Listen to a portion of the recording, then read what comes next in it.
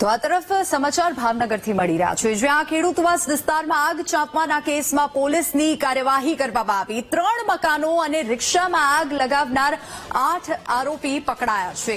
મહાકાળી વસાહતમાં એક યુવાન પર હુમલો કરવામાં આવ્યો હતો અને યુવાનનું મોત થતા ઉશ્કેરાયેલા પરિવારજનોએ આરોપીઓના 3 ઘરો પર પથ્થરમારો કર્યો હતો। આ ઉપરાંત જ્વલનશીલ પ્રવાહીની બોટલો ફેંકી મકાનોમાં આગ લગાવી હતી। મૃતકના સાળા સહિત 12 થી વધુ લોકો સામે નોંધાઈ હતી ફરિયાદ।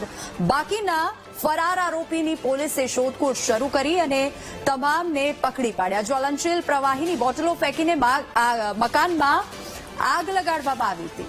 વધુ વિગતો સાથે સંવાદદાતા ભૌમિક આપણી સાથે ફોન લાઈન પર જોડાઈ ગયા છે। ભૌમિક, આ આગ ચાંપવાનો જો કેસ સામે આવ્યો છે તેને લઈને વધુ અપડેટ શું મળી રહી છે?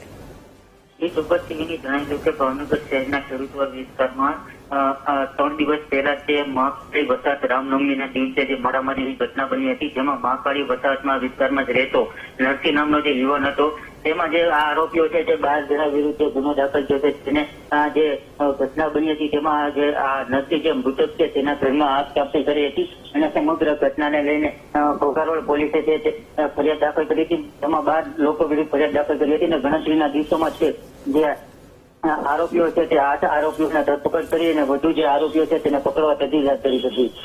જી ભૌમિક, આભાર સમગ્ર માહિતી બદલ।